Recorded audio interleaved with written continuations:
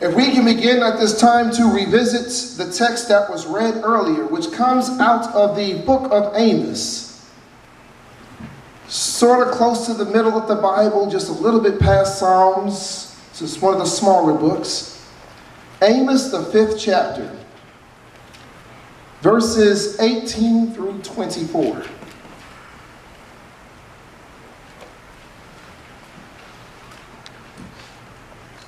While the pages are turning, I am going to come from a slightly different translation than the one that was read earlier.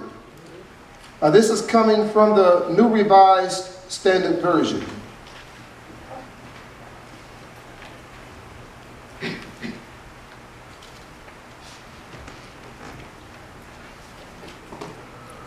Alas for you who desire the day of the Lord. Why do you want the day of the Lord? It is darkness, not light, as if someone fled from a lion and went and was met by a bear, or went into the house and rested a hand against the wall and was bitten by a snake. Is not the day of the Lord darkness, not light, and gloom with no brightness in it?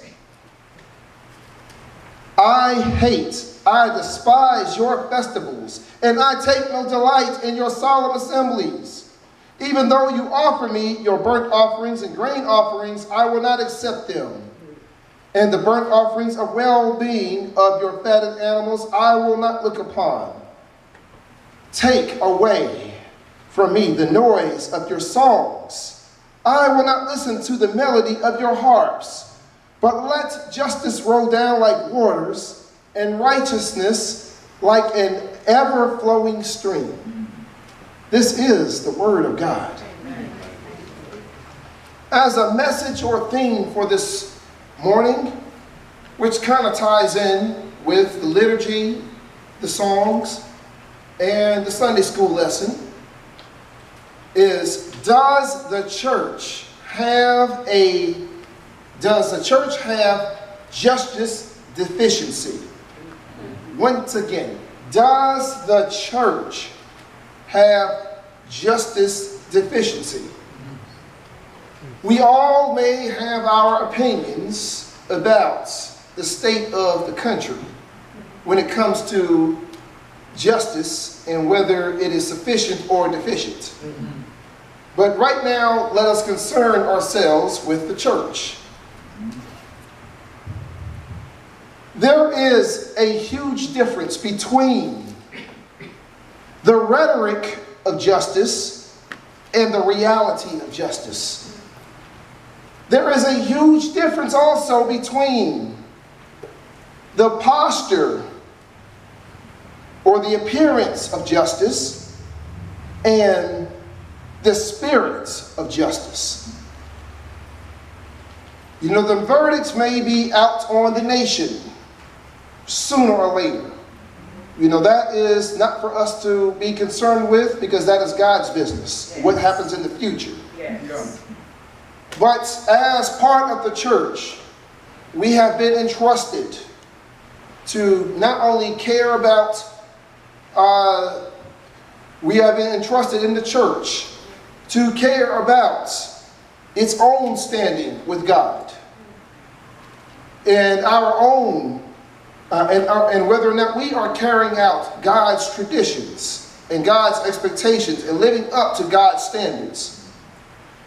If we look at the text that was read earlier, in the book of Amos, we hear a passage about the words of a prophet speaking, calling out the transgressions of a nation. Although a nation was considered set apart, the prophet is calling out very early on how the nation was celebrating, or in a celebratory state about the coming of the day of the Lord. Oh.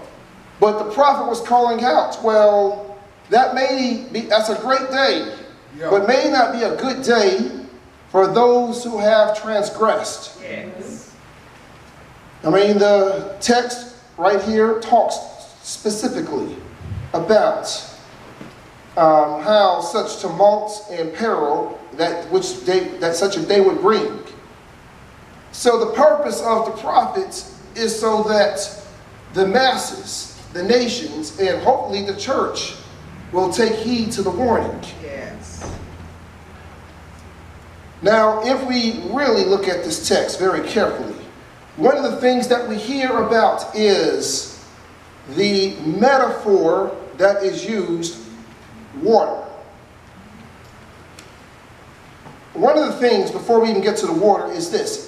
The prophet uses the metaphor water, specifically not just water, but running water. Because there is a huge difference between water when it is still and water when it is running. It functions a little bit different, although you still have the same water. But he uses right here in the text. Let's go ahead and revisit that before we go into the rest of the sermon. It says, "But let justice roll down like waters and righteousness like an ever-flowing stream." There is something very fascinating and interesting about divine justice. You know, not so much human justice, but divine justice, which is the highest form of all justice. Something very interesting and fascinating about it. Justice tends to be very unpredictable, tends to be very swift and very sudden. All throughout the biblical message, as we can see, a characteristic of the human creature is we tend to gravitate towards that which is easy to predict. Yes. In other words, something that we can contain. Yes. However, when it comes to justice, there is an element of justice that can be very swift and very sudden and very unpredictable. Just like the appearance of water. Water, it did not say let it flow, but let it roll. There's something else very fascinating about justice. Whether we like it or not, justice levels the playing field. Justice has a way of making the high places low. Yes. Justice has a way of making those who are up on a pedestal, bringing them down to earth. Yes. You know, there's a saying that we use today that goes all the way back to not to Amos, but all the way back to the biblical era. God gives and God takes away. Everything that we have, you know, not just what we wear on our back and put on our table, but even our very selves. Yes. It belongs to God. And God has just right now temporarily entrusted us with it. Justice has a way of laying the playing field. If you notice something about running water, when water runs, you know, let's just say on a catastrophic level, for some odd reason, water doesn't discriminate. It has a mind of its own. It levels the playing field. That's what justice does. It restores those who have been without and gives to those who are with, and vice versa. It levels the playing field. But most important of all, one of the most important things about justice is this. Yes, justice is unpredictable, because if justice was predictable, then we would not need faith. And if it wasn't for faith, then there will be no salvation. Justice also levels the playing field, but most important of all, justice reminds us that God is still God and that we are still merely human creatures. Yes. Yes. From time to time, whether we like it or not, we need that reminder. So oftentimes, it is not necessarily the most pleasing experience, but sometimes justice works in our favor. But in other times, justice also works in our favor. We just may not realize it. Yes. So when it comes to justice, for us, it's a win-win. Because it corrects us when we are outside of God's will.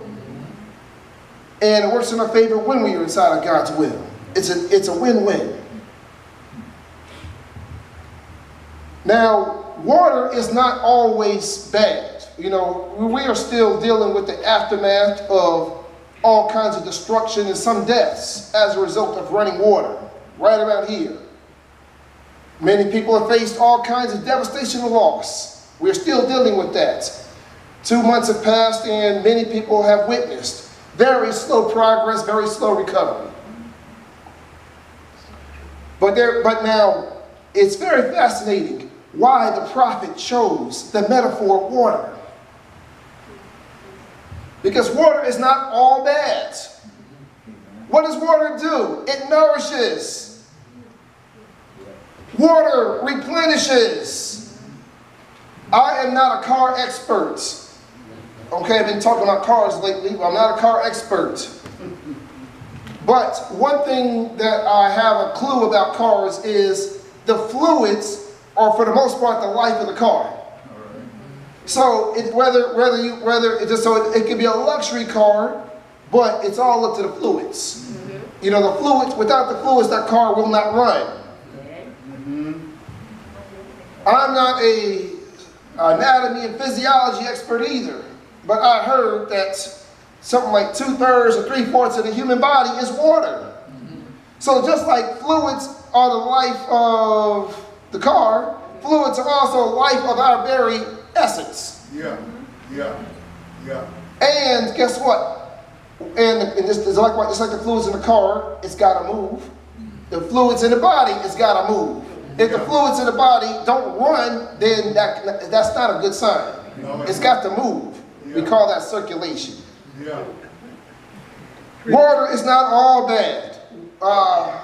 Water makes our food supply possible. Yeah. Without water, we don't eat. Right.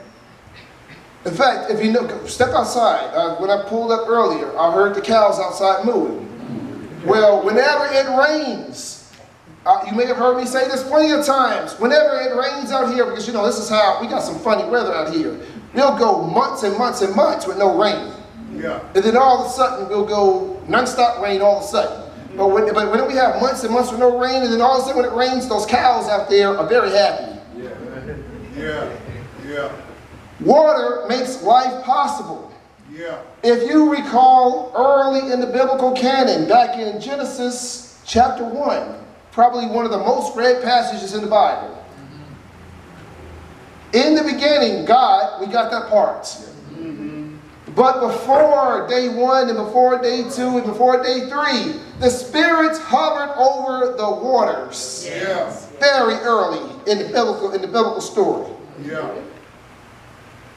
So maybe it is a good thing to let justice roll down just like water rolls down, and righteousness like an ever-flowing stream. But if we come back to the thing now, does the church have justice deficiency?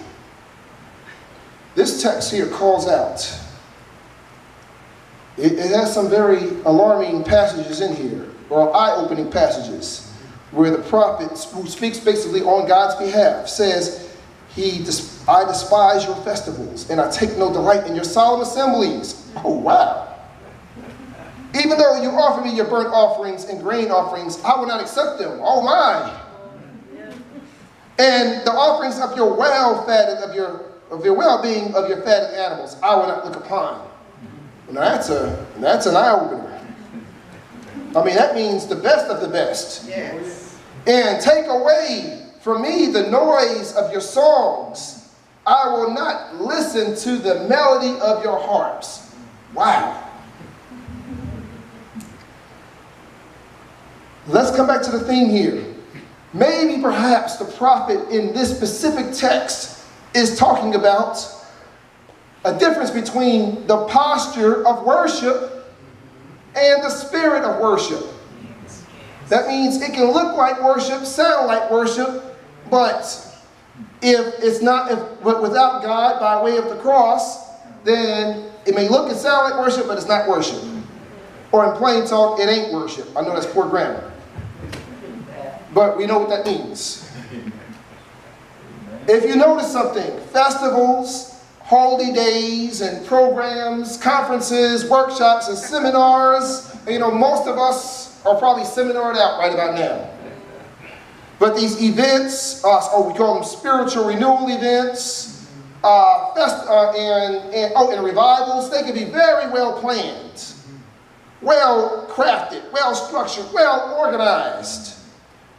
But unless God, by way of the cross, is front and center, then it is all null and void. After all, revivals come from God, not from us. If you notice something, the singing could be well rehearsed, well learned, spirit-filled. Now, let's be clear. Spirit-filled does not necessarily mean Holy Spirit-filled, because there's all kinds of spirits that are out there. But unless the singing and the musicians have God front and center by way of the cross, then it is all, then it embraces the posture of worship and not the spirit of worship. Preaching, it could be very deep, very learned. Nothing wrong with it being deep and learned, but it can be very deep, very learned, very profound, very eloquent. In fact, some of those real name brand preachers, or aspiring to be a name brand preacher, all good and dandy, but sometimes the glory of the preacher can rival God's glory. And that can be very problematic. No, that is very problematic. There's no doubt about that one. That is a problem when the glory of the preacher and the singer and the musicians and the liturgists and the officers rivals or attempts to rival God's glory. Then that is embracing the posture of worship without the spirit of worship. You may see the church, just like in many parts of the world and in the nation, you may have witnessed this with your own eyes and ears, how individuals and institutions have a way of hiding behind the posture of personal piety and self-righteousness, and to turn a blind eye and a deaf ear on the real injustices that are going on in this nation, in the world, and in their own communities. It is very problematic to overtly double down on matters of the sanctity of life, but fail to call out killing someone who's unarmed as murder. It is and hiding behind. It is a real problem to hide behind the posture of personal piety and self-righteousness and make it very hard for grown folks and children and elderly to